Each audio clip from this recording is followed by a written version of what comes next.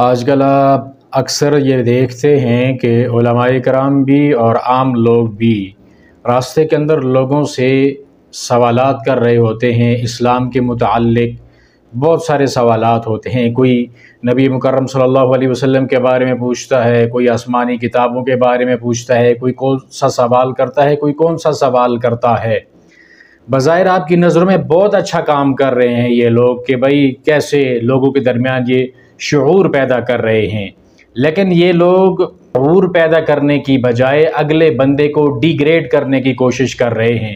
یہ میرے نبی کا طریقہ تو نہیں ہے بھائی، اللہ کے نبی صلی اللہ علیہ وسلم یا صحابہ کرام کی دعوت کا جو طریقہ ہے وہ ایسا تو نہیں ہوتا تھا۔ جس بندے سے آپ نے سوال کیا ہے کہ بھائی تو بتا آسمانی کتابوں کے نام کیا ہیں، پیارے نبی علیہ الصلوۃ والسلام کی زندگی کے بارے میں کوئی سوال کر لیا، نمازوں کے بارے میں سوال کر لیا، وضو کے فرائض کے بارے میں سوال کر لیا، کوئی بھی دینی سوال آپ نے جس بندے سے کیا ہے، آپ مجھے یہ بتائیں کہ آپ نے زندگی میں کتنی بار اس بندے کو جا کر بتایا ہے کہ بھائی دین اسلام کے اندر بنیادی یہ چیزیں ہیں، وضو کے فرائض یہ ہیں، نماز ایسے پڑھتے ہیں، آسمانی کتابوں کے یہ نام ہیں۔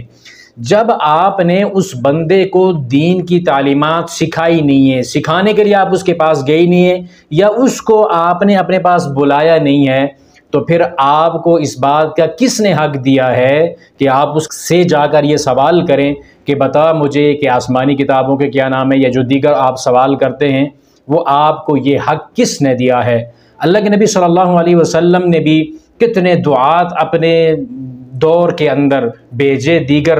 علاقوں کی طرف، دیگر ملکوں کی طرف۔ مصعب بن عمیر رضی اللہ تعالیٰ عنہ جو مدینہ طیبہ کے اندر گئے تھے، کہ آپ نے جا کے سب سے پہلے یہی پوچھا تھا کہ بتا تو دین اسلام کے بارے میں تیرے پاس کیا معلومات ہے؟ پہلے دین سکھایا، سکھانے کے بعد آپ کا سوال بنتا ہے، اور وہ سوال پھر ایسے لوگوں کے سامنے تو نہیں بنتا نا۔ اب جس بھی بندے سے آپ نے سوال کیا ہے، جو بھی نوجوان راستے میں پکڑ کر آپ نے اس سے سوال کر دیا، کسی بزرگ سے آپ نے سوال کر دیا،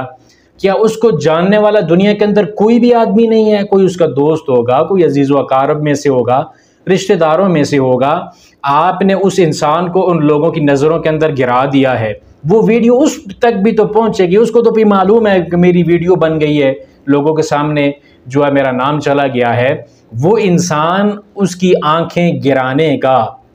اس کو یعنی اس طرح سے بدنام کرنے کا حق آپ کو کس نے دے دیا بھائی؟ پہلے سکھاؤ، ان کو اپنے پاس بلاؤ۔ نوجوانوں کی اکثریت جب ان سے ملتا ہوں، ان سے یہی سوال کرتا ہوں، تو وہ یہ جواب دیتے ہیں بھائی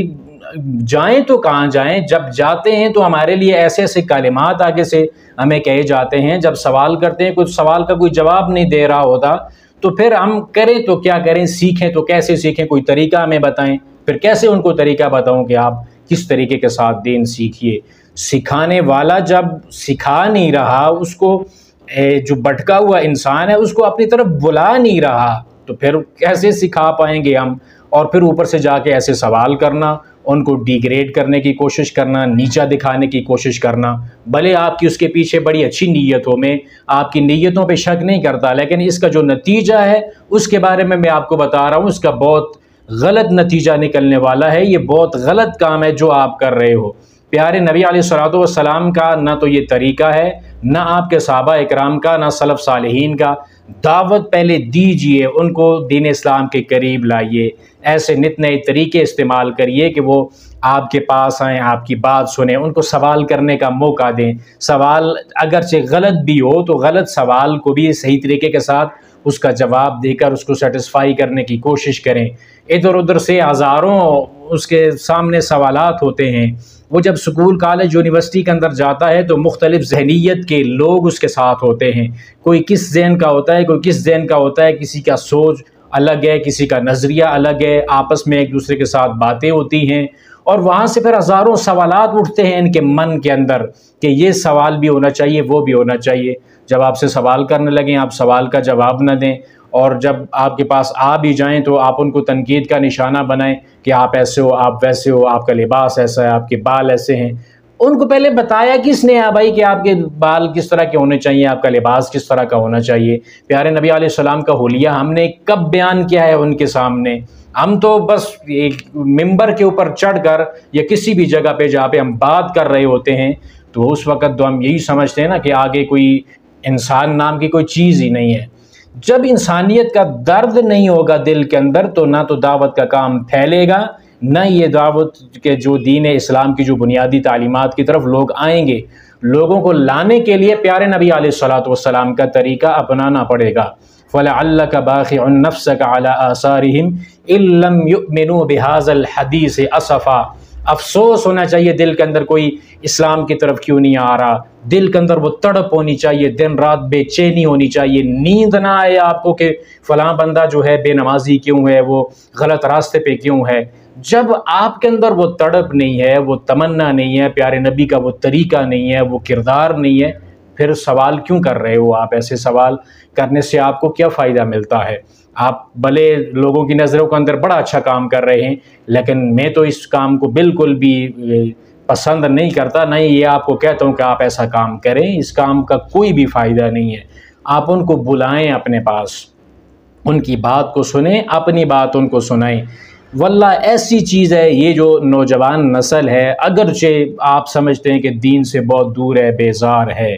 لیکن صرف ان تک بات پہنچانے کی دیر ہوتی ہے۔ اپنی آنکھوں سے کئی بار دیکھ چکا ہوں، جب ان کو یہ اس بات کا احساس ہوا، زندگی کا مقصد جب ان کو معلوم ہوا اور ان کو یہ پتہ چلا کہ میں غلط راستے پہ ہوں، میری زندگی کا مقصد یہ نہیں ہے جو زندگی میں گزار رہا ہوں، زندگی کی حقیقت جب ان کے سامنے کھلی تو وہی نوجوان اللہ کے دین کی طرف آئے، قرآن پڑھنے کی طرف آئے، مسجدوں کے ساتھ انہوں نے دل لگایا اور اللہ اور اس کے رسول کے احکامات کو جاننے کی کوشش کی، سوالات انہوں نے کیے۔ جب آپ ان کو یہ یقین دلائیں گے نا کہ بھائی ہم آپ کے خیر خواہ ہیں، حقیقی طور پر اپنے عمل سے ثابت کریں گے کہ ہم آپ کے خیر خواہ ہیں، تو یہ لوگ آپ کی طرف آئیں گے۔ لیکن اگر وہ خیر خواہی نہیں ہے، وہ پیارے پیغمبر علیہ السلام کا طریقہ نہیں ہے، وہ درد نہیں ہے، وہ احساس نہیں ہے دل کے اندر، تو پھر اس طرح کے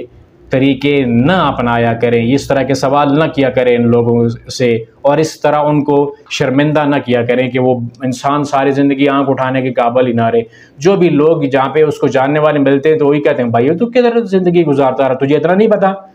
اب سارے لوگ یہی سوال کریں گے، تجھے اتنا نہیں پتا، تجھے اتنا نہیں پتا، وہ کہے گا بھائی نہیں پتا، جا اب کیا کروں میں، نہیں پتا۔ تو ایسا حالات نہیں ہونے چاہیے، طریقہ کچھ ایسا اپنانا چاہیے جس سے اگلے بندے کی جو عزت نفس ہے وہ مجروح نہ ہو۔ اس کو بتائیں بھی تو کسی ایسے طریقے کے ساتھ بتائیں کہ اس کو اپنی غلطی کا احساس ہو، لیکن اس کی غلطی کو اچھالیں گے تو کبھی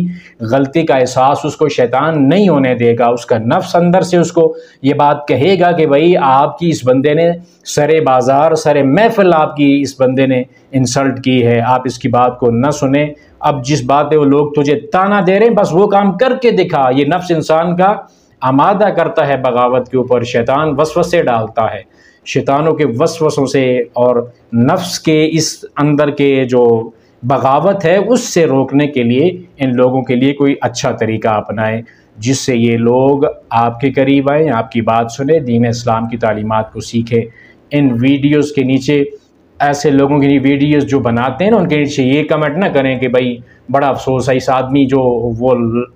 جس سے سوال کر رہے ہیں آپ اس کو تنقید کا نشانہ نہ بنائیں، اور جو یہ کام کر رہا ہے اس کی آپ تعریفیں نہ کریں۔ جس کو آپ تنقید کا نشانہ بنا رہے ہیں نا تو عین ممکن ہے کہ وہ بندہ جو ہے نا اس کا دل کے اندر کوئی نہ کوئی ایسی بات گر کر جائے کہ وہ بندہ دین سے واقعی طور پر دور ہو جائے۔ تو ایسا کام نہ کیا کریں، لوگوں کو دین کے قریب لانے کی کوشش کریں، دور کرنے کی کوشش نہ کریں۔ اللہ رب العالمین ہمیں سمجھنے کی توفیق عطا فرمائے۔